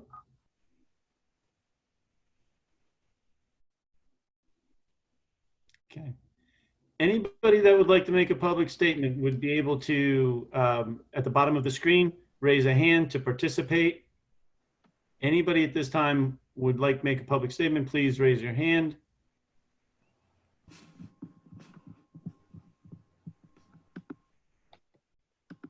I got Lisa Archibald. Yes. Can Hi, you Lisa, hear would me? you like to make a public statement? Yes, Lisa, we can hear you. Great. Thank you. Lisa Archibald, South Brunswick. My two daughters go to Cambridge Elementary School. One, I just want to tell you how much I Lisa, appreciate. excuse me. Can you state your address for the record, please? Yes, 10 Lakeview Avenue. Thank you. South, yes. One, just want to say thank you so much. This is our first year in public school and blown away with how great South Brunswick has been through all of this. So one, I just want to say my gratitude. The question I have is for when the opening taxes, when we can vote to increase taxes in South Brunswick, knowing that we have not, we're in a deficit, a huge deficit. Is there been a plan or starting to have a plan for what that looks like to reduce the massive deficit for when we can vote as early as possible? So Barry, I'll answer if you don't mind. Yeah, go ahead, Scott. So thank you, Lisa. What we'd be doing is coming together on one of two options that I mentioned before. It's either a second question in November or moving the vote to April. And both of those have different pros and cons. So the plan would be, if well, the plan is to not have to do that. The first plan would be to find other ways to get the state to change its position. And we can do that through legislation. We can do that through banding together with other districts. The last thing we want to do is actually go to the public. However, if we do that, you will see a very transparent plan of what that would look like over the course of time. Thank you. Thank you. Thank you, Lisa. I appreciate it. Our next person that has raised a hand is GC Curling. Do you have a comment or question? Unmute. Yes, can you hear me? I sure Yeah, can. Go ahead. We can hear you, Georgette. All right. I've been trying to figure out how to get so you could hear me, and I forgot my question. I'm curious. I am very anxious to hear what you're looking from the community, so we can get a jump on this in terms of supporting the board. Can I get your name, your first and last name and address, please? Georgette Curling, 24 West Countryside Drive. So Georgette, what's going to happen is we're going to be mounting a full campaign that was kind of interrupted in recent weeks. So we're a little bit off our game there. But Lisa mentioned that she'll be talking a little bit about that at the end. But we have to come at this in many different directions. I will tell you another direction we are looking to go to is working with our township. They're a wonderful township to work with. We have a great relationship. we're going to start and see what's possible there. So, but in the end, Georgette, if you hang on a little bit, Lisa will get into some ideas that are out there that we can help with save our schools, with support our students. There's organizations. There's been some blitzes of various legislators' offices. It's a pretty well articulated attack on trying to fix this, mounted by about 100 districts right now. We'll see what begins to happen. There's also some monies out there that are being floated, as I will call them, carrots. This $50 million the governor had mentioned, which, be honest with you, $50 million is a very nice number. It sounds very big, but spread over the course of the 200 districts, cost hundreds and hundreds of millions of dollars. It's basically the drop in a bucket. But we'll take any drop we get. But if you could just hold a little bit, we'll get to that answer in more detail, Georgette. Okay, I have one more question. Go ahead, Georgia. With it, you said the S2 started 2 years ago? Next year will be our third year. So that means the first time we got it, we got money. The second time they took money away. Yep. So is Correct. there a chance that they will revisit this S2 again and it could change? I mean, I understand that we're working on the negative. That's the goal, Georgette. The goal would be, that's what we're lobbying for. We're lobbying for the funding formula to, one, either be revisited, or two, to be fixed in a way that the districts that are in despair are given funds to cover those losses. Either one would be acceptable to our districts. Thank you again, Georgette. My next speaker looks like an iPhone user. Is Malika's iPhone available? Oh, she was there.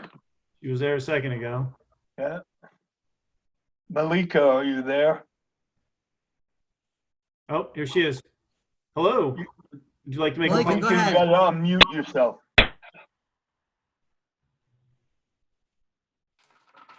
Nope, Let's go she's to the next person, David, and then we'll come back to Malika. if we She's can. my last one.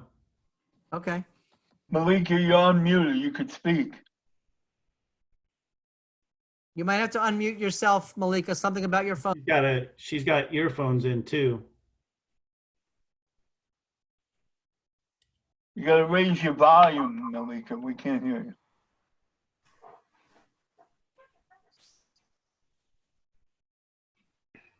So Malika just texted me. She's going to text me her question. So Okay, if you text me her question, I will read it for her, okay? that Okay. works. Technology is great. All right, Malika, you gotta type faster though, come on. Uh,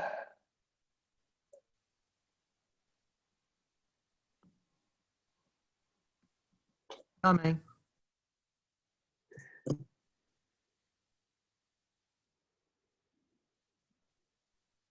Okay, the question is, how does the budget issue affect IEP students? IEP students are students that have special needs.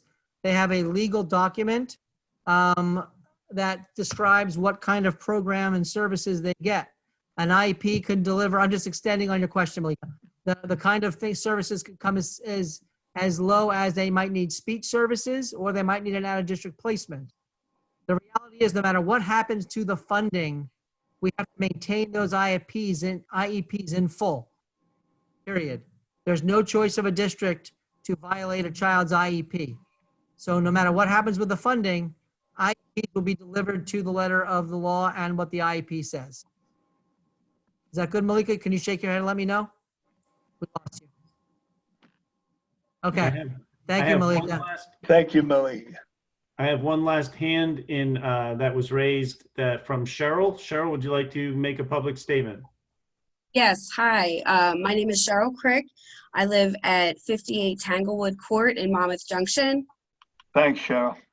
Go ahead. Can you give me your last name one more time? Oh, I'm sorry, Crick. C-R-I-C-K. Perfect, thank you.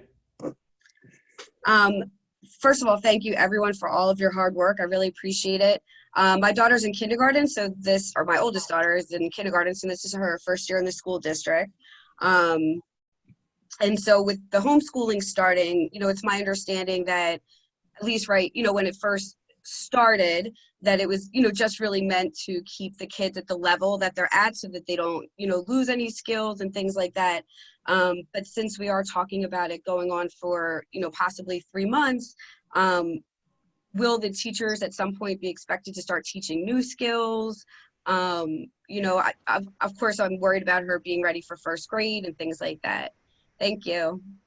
Thank you, Cheryl. This is of course the big shift I was mentioning in the beginning. So the big reason we gave out a survey is to kind of hear from families. Surveys that were very, very telling and very informative.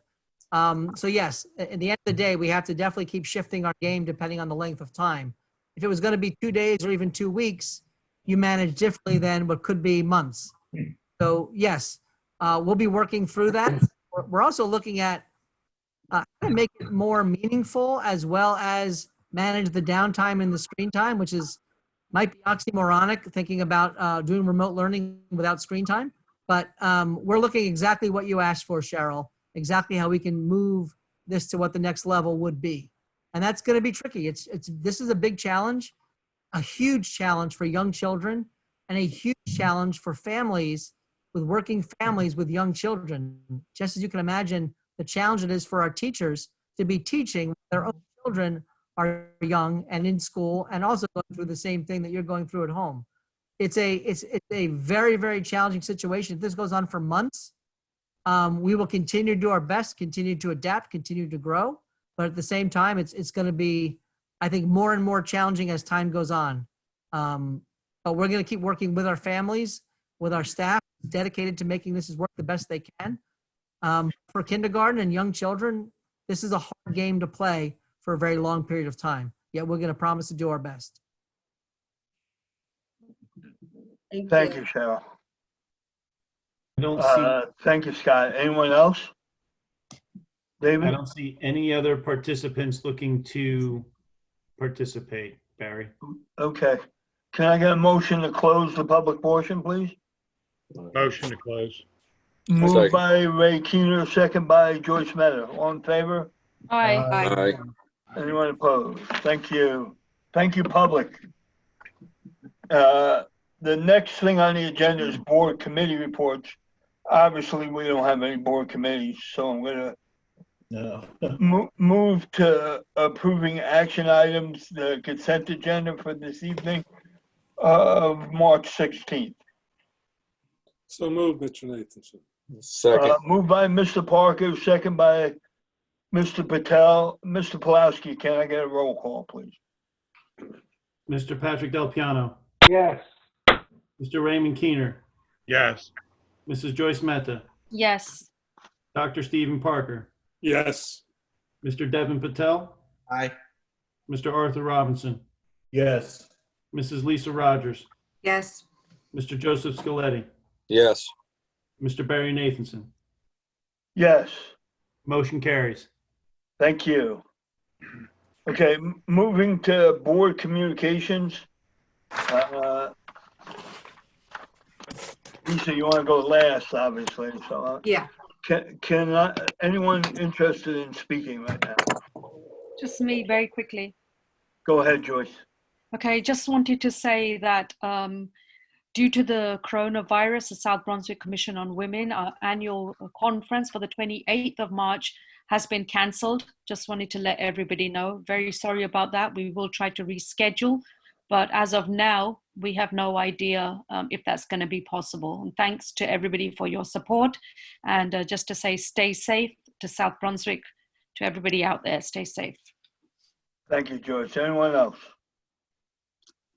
Barry, Okay. I'd like to say something. Okay, go ahead, Ray.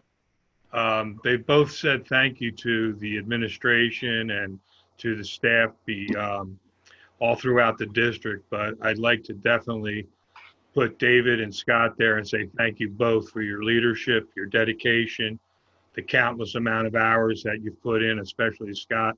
I know you've been going round the clock, and the students of South Brunswick are benefiting from your dedication, and we thank you very much.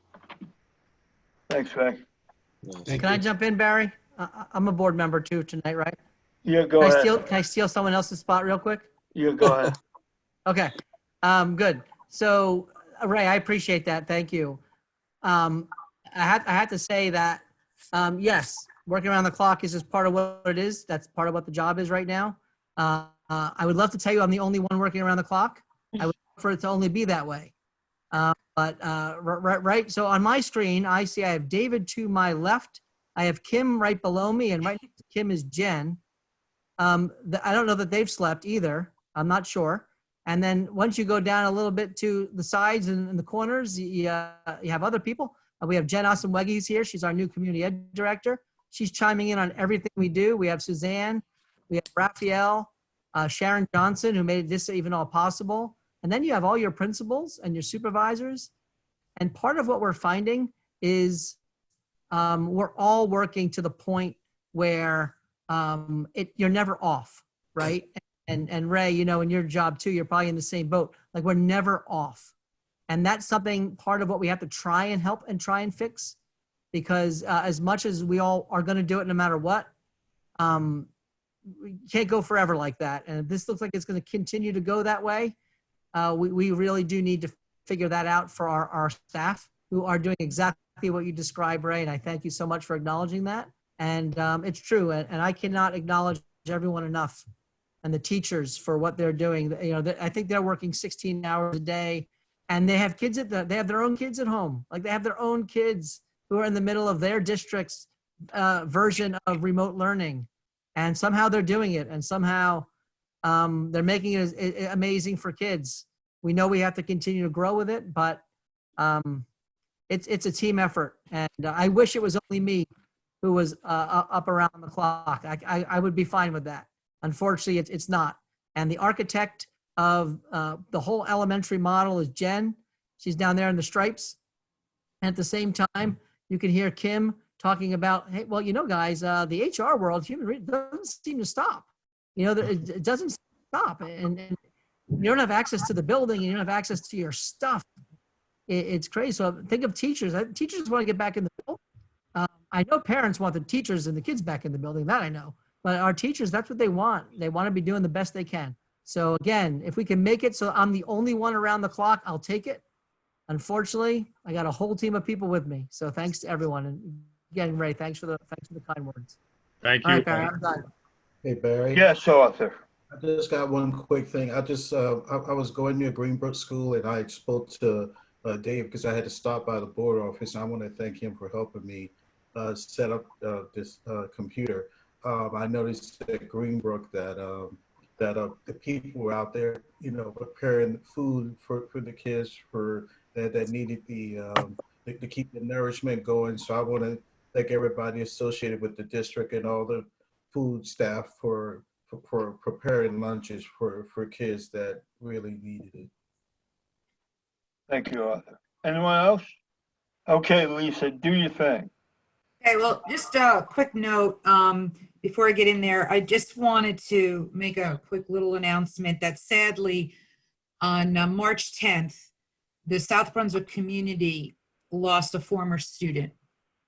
Her name was Katrina Leeming. She graduated last year, 2019. I just wanted to let everybody know that she was my daughter's friend, so this is a little hard. The family is holding a memorial service for family and close friends only. And due to the national emergency, no date has been given at this time, but I did want to let the community know. Thank you. Now, regarding the S2 or the Senate Bill 2, so I did speak at the Senate Budget and Appropriations meeting. We were scheduled to speak at the Assembly budget, but that's been canceled. What we're going to be doing is, or what I'm going to be doing and asking the community is sending emails to the members of the Senate Budget and Appropriations Committee, as well as the Assembly Education Committee. The testimony that I provided, I'm going to actually have individuals post on South Brunswick Cares Facebook page. So citizens, parents can access that particular testimony. And if you want to pull portions of it out and send information to these senators and assemblymen and women, that would be helpful. So that's one step that the town can take. one of the things that we are asking to have happen, and forgive me, Scott, if you've mentioned this already, is that we're asking for a bipartisan committee to review the funding formula. As Scott had mentioned, the funding formula is not available. They're not making it public.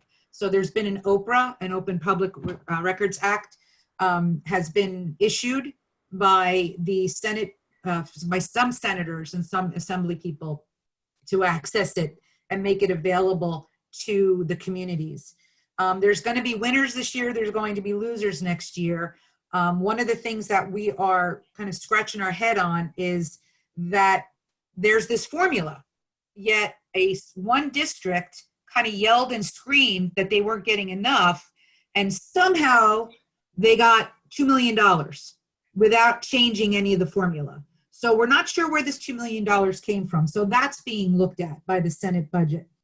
The other recommendation is to issue a stay, no money to be removed. The other recommendation is to lift the 2% cap and to also see if some of the districts can access the $300 million rainy day fund. Scott had mentioned a $50 million fund. Well, this is separate. It's a rainy day fund, but now, of course, with the national emergency and everything going on with CV-19, we don't know if that is even going to be an option. One of the confusing points as well is that Trenton wants to offer free preschool to districts, but yet some districts, like ours, can potentially have kindergarten cut. So it doesn't make any sense that they're going to go to preschool and then they're not going to be able to go to kindergarten or only half day. So that's one area that we're asking Trenton to look at, that it's illogical. So the way that parents can help out, and there'll be more information coming, is we need to contact our legislation, the legislators, specifically the two committees, the budget committees, to make some impact on them so that they could sit down with the governor and with the budget to determine how we can eliminate these cuts to some of these districts. So again, as I said, there's going to be winners and there's going to be losers, but everybody in the end is going to lose because the money will be cut sooner or later. Scott, before I continue, is there anything else that maybe I missed? No, I want to make sure we're succinct. We give it to people in a way that they can react. So as soon as we get out from under, we'll be putting this out to the community, working with our group. There's two groups, Save Our Schools and Support Our Students.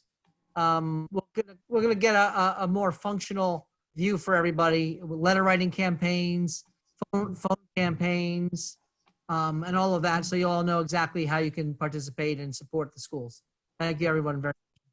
And just to wrap it up, I just wanted again, and I know everybody said their thank yous, and I'm going to say my thank yous. And I already told Mr. Fetter I was going to do this, whether he likes it or not. The entire staff of South Brunswick School District has been phenomenal in this effort. But the moment that Mr. Fetter learned of the possible exposure in our high school, I just want everybody to know that he was on it.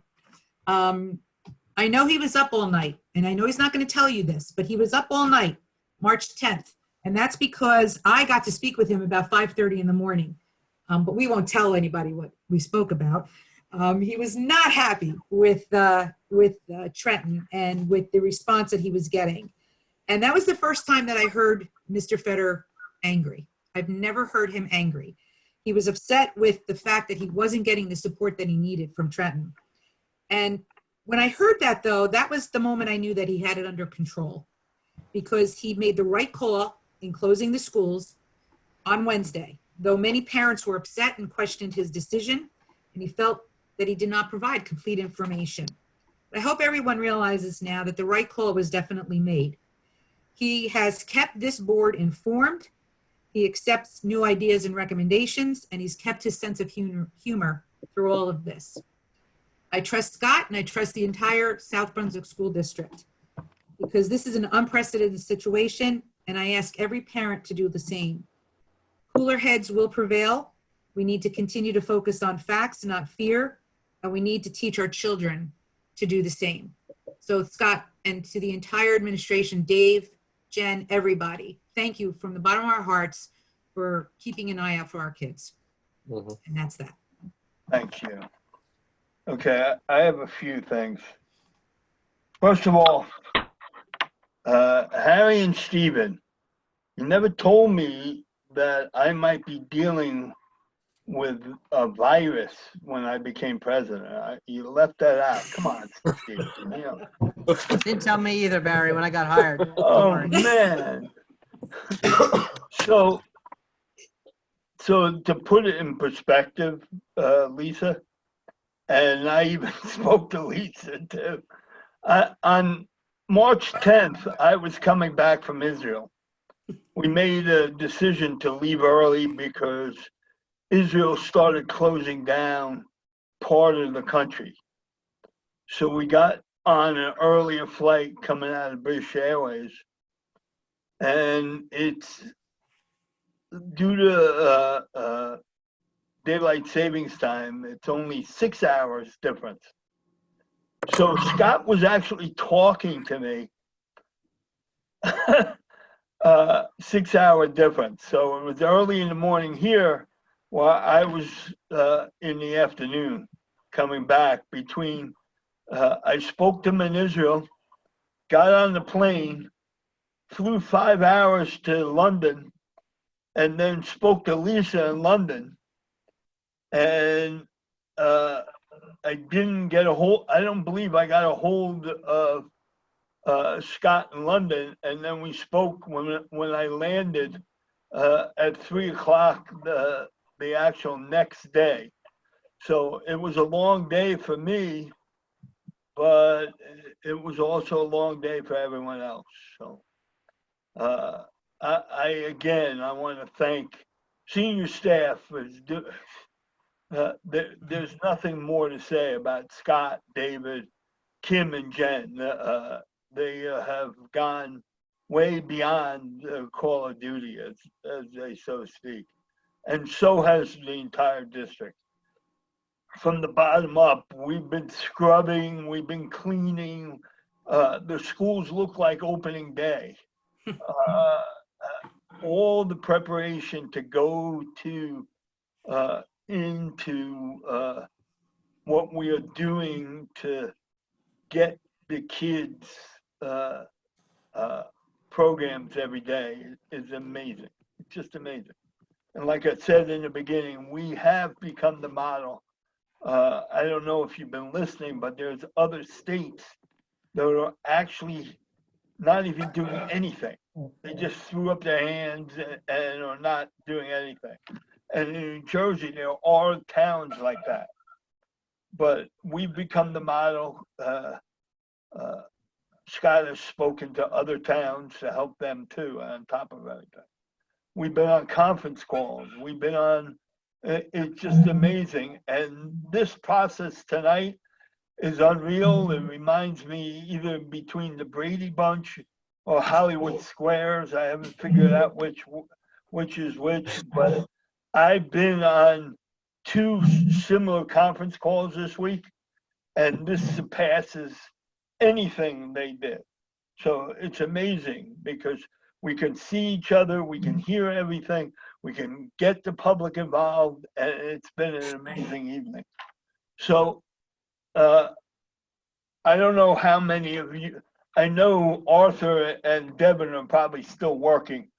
I don't know if they're working from home. And Ray's probably working at home because he still has to deal with, you're not working at home, you don't have to deal with the bus drivers delivering food, but you know. So I'm still working. I still travel to Newark every day and back and forth.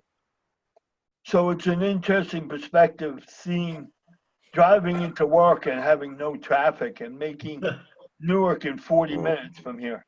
So so they can all stay home. You guys can all stay home. Hey, So Barry, can I say, Barry, before you close up, can I add one more thing? yeah, go ahead. Yeah, we got an email today that I would like to just say to the community. Go ahead. We know that some people might be out of work right now. So there's opportunities. If people are interested in those Right. opportunities, I saw that email. they should reach out to my office, Kim's office, Jen or David's office. The offer is they need people to work, let me just read. To fill per diem dietary and housekeeping positions in the county's long-term senior care facilities in Edison and Old Bridge. Opportunities. So again, it's something, if that entices anybody, David? Oh, yeah, no, not the work part. I'm busy enough, but I do have just a couple of statistics for our meeting tonight before we close. Okay, well, I got a few things first. Bless you. Okay. Bless you. So, Sorry. it's just, I want to thank you all tonight. It's been a lot different than probably what we ever dealt with. You know, I thought we broke the mold when 9/11 happened, and then we had to deal with Sandy, which was an amazing thing that the board and Dr. McCartney at the time had to deal with community out of power, the board, different schools out of power. We thought that was amazing, but this has topped everything. You know, I just turned 62, and it's the most amazing thing in my lifetime. And I would think all of you would say that. But I just want to finish with a quote, a comment from a young lady that graduated from South Brunswick High School, because, and Lisa and I have had this conversation because you all know my background with sports and as a coach, and my daughter playing D1 sports, and my son as a 3-sport athlete in high school. And I just bring that up because I really feel for the seniors at all level, at high school and college, because college did cancel spring sports. And high school, the seniors are done unless the spring comes back. And even if spring comes back, it's probably going to be hard to have a freshman team to have tryouts and such. So it's put us in an interesting position. So I'm finishing with the comments that Courtney Campbell made. The young lady I've known since probably since she's been very little. I've been friendly with her parents, Phil and Zenaida, for over 20 years. I coached their son, Phil Jr. And she commented something that way beyond her age. She is a track star with Rutgers University. She was a track star with South Brunswick. And she wrote, this was on her feed, her Facebook page, almost immediately. Due to coronavirus, I was pulled out of my national championship today, which was March 12th.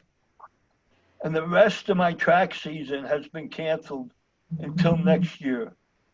I am completely heartbroken. I will take this time to train my body and mind to come back even better than I was this year. This was the best season I have ever had in my life. And although it's a crazy time we are living in, I know that God is always good. Thank you to everyone for all their constant love and support. Here's to next year. So closing, I'd like to say here's to next year. We're going to get back this year. I want to be positive. I always look at the glass half full, Mr. Fetter, and I think we're going to be able to have at least part of April into May, and be able to walk with the senior class in Trenton. That's my goal. So I want to wish you all the best going into next month. We don't know at this point if we're going to meet like this again or have to meet together. And if we have to meet and this is still going on, we will take the precautions that are necessary. because we might have to meet to approve the final budget. That's under discussion right now.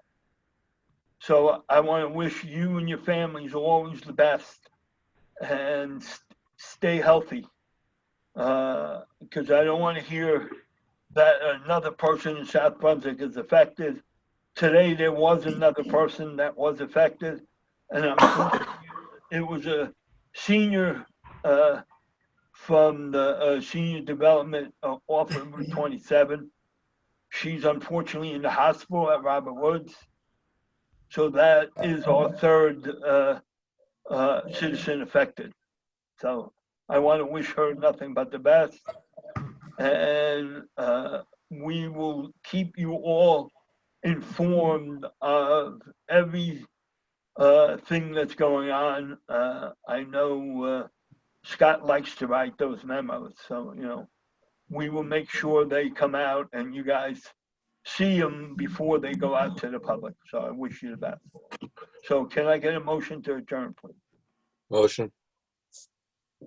So moved by, who was that?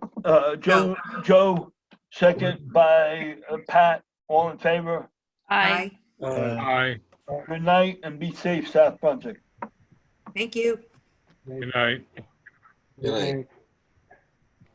Just a couple fun facts real quick, people, before you sign out. We had 100 people participate in the Zoom meeting. Wow. We also had, once we fixed a glitch with the live stream. So I will admit it was my computer that started Explorer. It's never been started before on this computer. So I didn't know that Explorer started by itself when I went to live stream. So when I shut off the live stream, we got rid of the reverb, whatever. And then we had a co-host in David Frost and Sharon Johnson were both logged in as co-hosts. They started the live stream on their end. So we did live stream this on YouTube. We recorded the entire meeting and it will be posted on our website as well. We had over 100 participants in this format. So that is amazing, David. A couple tech glitches, but we did well. So Well, we might have a future here on board meetings now. Oh yeah, this is the way we're gonna do it. Lisa. Get out of here. No.